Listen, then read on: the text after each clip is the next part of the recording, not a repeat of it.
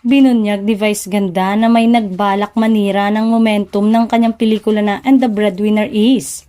Sa opening kasi ng It's Showtime segment na And the Breadwinner Is, ay binati siya ng mga co-host niyang sina Vong Navarro, Kim Chu at Ogie Alcacid dahil sa tagumpay ng kanyang bagong pelikula at sa pagiging ganap na niya na aktor o pagpapakita niya ng kahusayan sa pag-arte.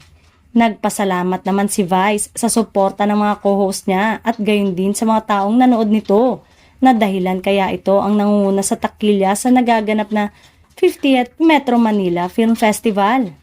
Nakakatuwa sobra yung paggising ko noong December 25.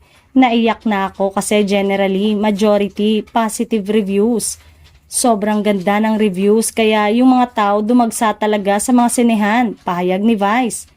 Tapos hindi mo madedenay kasi sa TikTok, sa Facebook, yung mga video mismo ng mga nakapanood. Ikinakalat nila yung itsura nila, yung mga nagmumugto nilang mga mata, pagpapatuloy niya.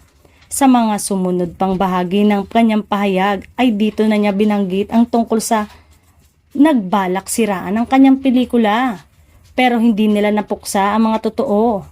Organic na videos ng mga totoong nakapanood.